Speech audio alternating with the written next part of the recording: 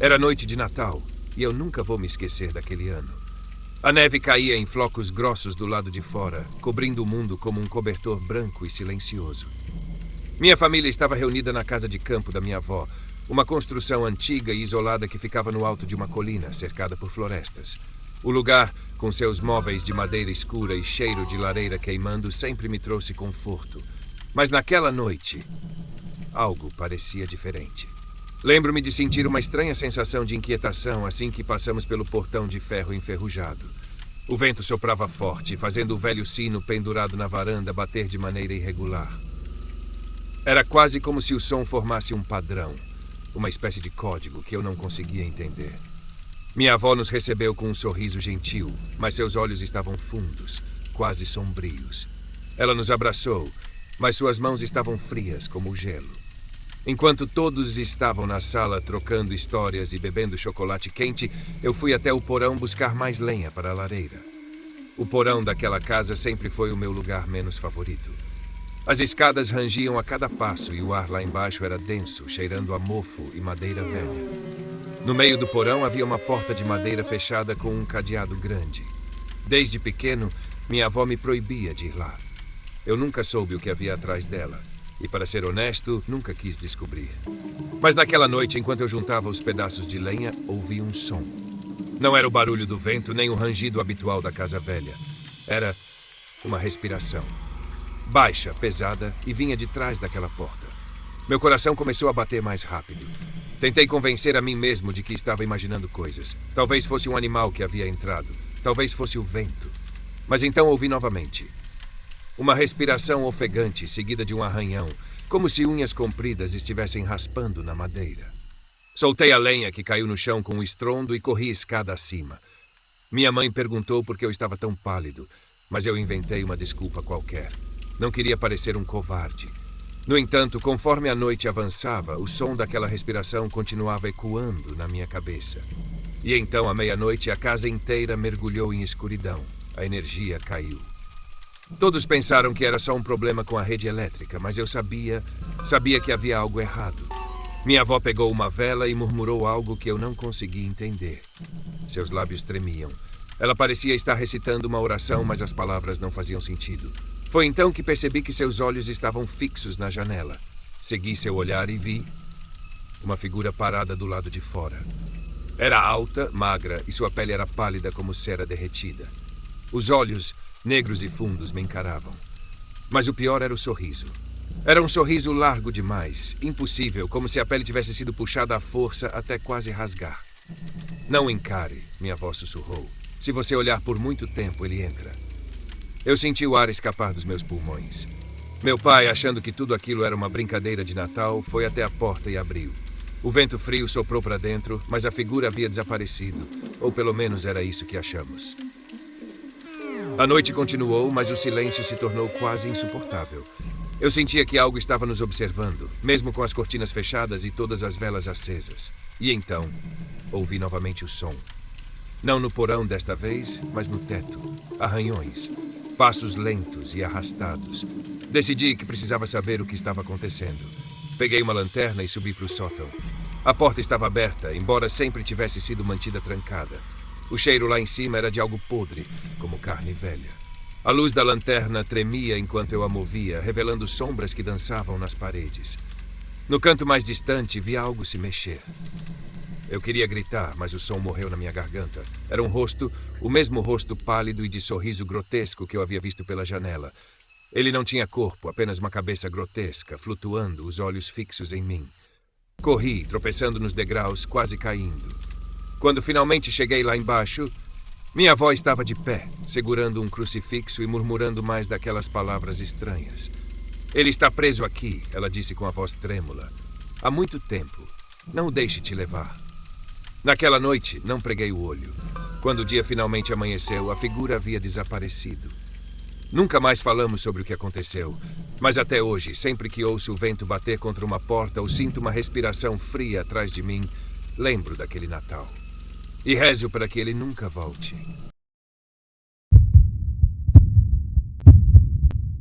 Tudo começou quando decidimos acampar às margens do Lago da Neblina, Um lugar isolado e cercado de lendas que os moradores da cidade próxima contavam com sorrisos nervosos. Eu, minha namorada Carol e 2 amigos, Júlio e Vanessa, queríamos um fim de semana tranquilo, longe de tudo. A ideia era pescar, fazer churrasco e dormir sob as estrelas. Era o tipo de viagem que eu sempre sonhei, até que o lago nos mostrou seu verdadeiro rosto.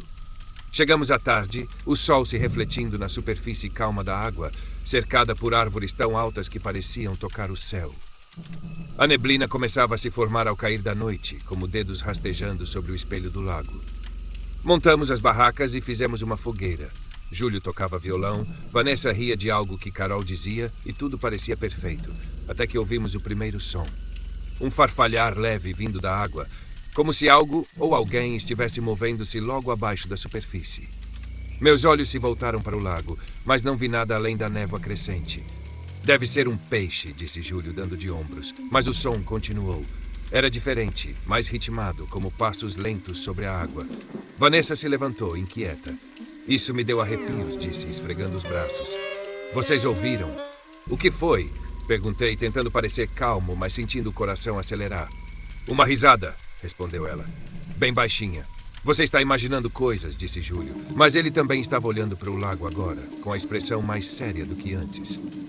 A noite caiu completamente, e a neblina se tornou tão espessa que não dava para ver além de alguns metros. A fogueira, que antes parecia acolhedora, agora lançava sombras distorcidas sobre as árvores ao redor. O som, aquele farfalhar constante, ficou mais alto.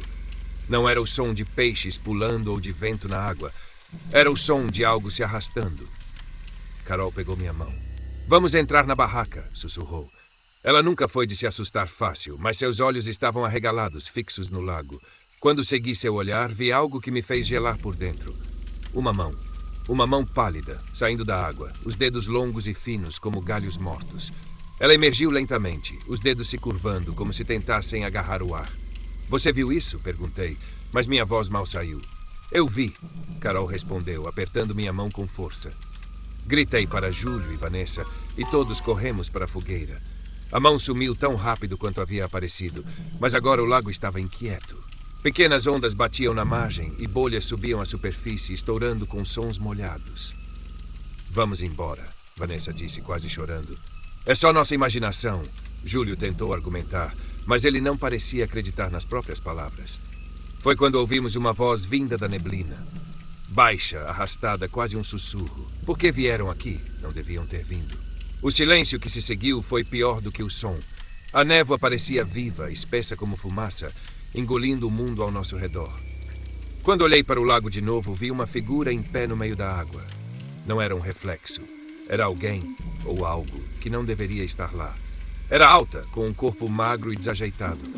O rosto não tinha rosto, apenas uma pele lisa e cinzenta, e os braços pendiam de um jeito antinatural, como galhos quebrados. Corre! Gritei, e todos corremos. Entramos no carro, batendo as portas com força, e Júlio deu partida. O motor demorou a pegar, enquanto a figura se movia lentamente em nossa direção, os pés nunca fazendo som ao tocar a água. Quando o carro finalmente acelerou, deixamos para trás o lago da neblina e as sombras que pareciam nos seguir até a estrada. Ninguém disse uma palavra o caminho todo de volta. Nunca mais voltamos lá. Mas às vezes, quando estou sozinho à noite, posso jurar que ouço o som daquela água e o farfalhar de algo se movendo logo abaixo da superfície.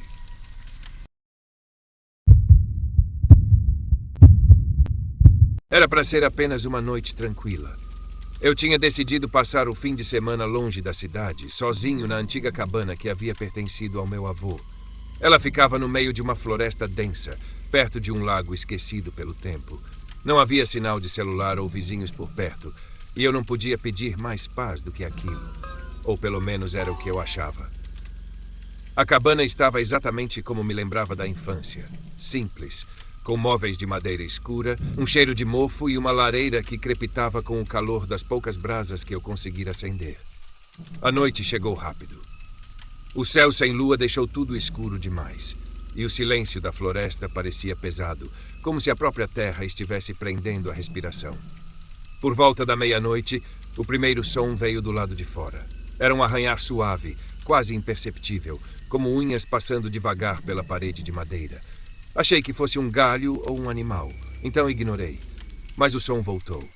Mais alto, mais próximo da janela. Fui até lá, abrindo uma fresta na cortina para espiar.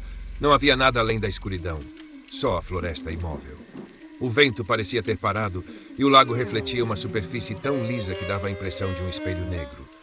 Voltei para a poltrona tentando rir de mim mesmo, mas a sensação de estar sendo observado não me deixava.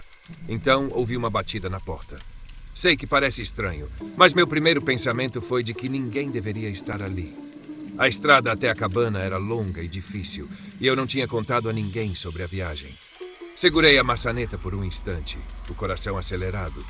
Mas, quando abri a porta, não havia ninguém. Olhei para a varanda. A única coisa que vi foram pegadas na lama, pegadas humanas, mas descalças. Elas começavam na entrada e terminavam ali. Não havia rastro de alguém vindo da floresta ou indo para qualquer lugar. As pegadas apareciam do nada. Fechei a porta e tranquei-a, verificando todas as janelas. O silêncio voltou, mas o peso dele agora era insuportável. Fui para o quarto e me sentei na cama, o velho piso de madeira rangendo sob meus pés. O som do rangido ecoava no silêncio. Foi quando percebi que havia um segundo rangido, um eco que não deveria existir.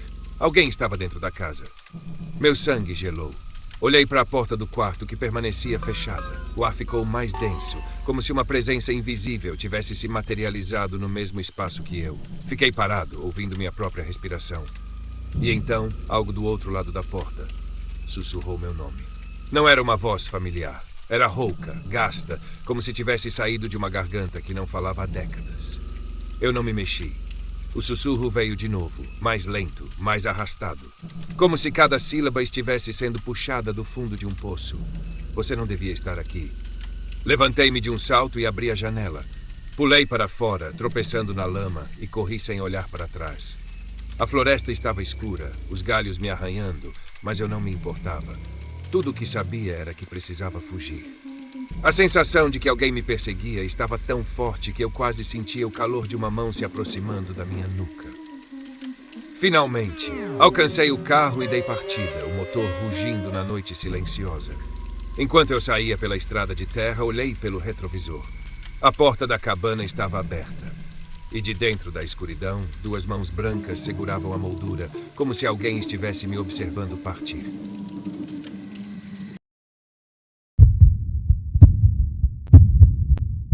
Eu e minha namorada, Isabela, resolvemos passar um fim de semana em uma cabana que alugamos perto de um lago isolado, rodeado por uma floresta. A ideia era relaxar, desconectar dos celulares e ficar longe de qualquer distração. Só nós dois em silêncio, com a natureza ao redor. Chegamos no fim da tarde, quando o sol começava a mergulhar no horizonte, tingindo o céu de laranja e púrpura. O lago estava calmo e a cabana parecia acolhedora, com seu cheiro de madeira antiga e uma lareira que prometia noites aconchegantes. Tudo parecia perfeito, mas algo estava fora de lugar. Uma sensação que eu não conseguia nomear. Era o ar, talvez mais denso, ou o silêncio profundo demais, como se o mundo estivesse esperando.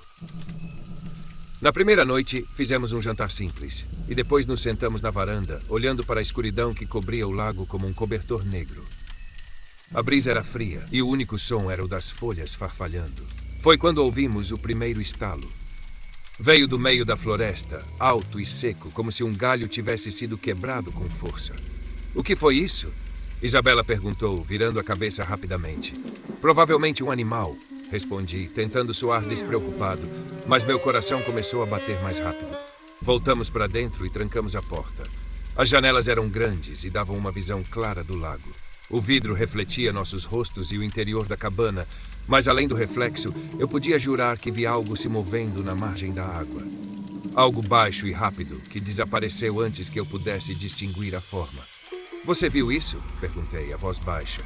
Isabela olhou para a janela, depois para mim. O que você viu? Não tenho certeza. Talvez fosse um animal. Mas eu sabia que não era um animal. Fomos para a cama cedo, o vento assobiando levemente do lado de fora. A escuridão do quarto era pesada e o silêncio tão absoluto que parecia estar escutando de volta. No meio da noite, acordei com um barulho. Tap! Tap! Tap! Alguém ou algo estava batendo na janela. Olhei para Isabela, mas ela dormia profundamente. Levantei-me devagar, o chão de madeira gelado sob meus pés e fui até a janela. O vidro estava embaçado pelo frio e a umidade descia em gotas lentas. Esfreguei com a mão para enxergar melhor e vi um rosto. Ele estava tão próximo que quase encostava no vidro. Um rosto pálido, com olhos escuros e vazios, sem expressão alguma. Dei um salto para trás, o coração martelando. A figura desapareceu em um instante, como se nunca estivesse lá. Acordei Isabela com um puxão. Tem alguém lá fora, sussurrei, minha voz trêmula. Ela regalou os olhos. O quê?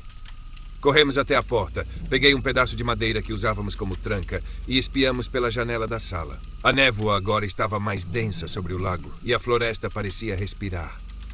Tudo estava imóvel. Não havia pegadas, nada.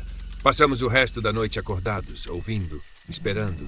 E toda vez que eu fechava os olhos, aquele rosto ainda estava lá do outro lado do vidro, como uma sombra que nunca iria embora. Quando o dia amanheceu, pegamos nossas coisas e saímos sem olhar para trás. Nunca voltamos àquela cabana. E até hoje, quando pergunto a Isabela o que viu naquela noite, ela só responde uma coisa. Ele estava sorrindo.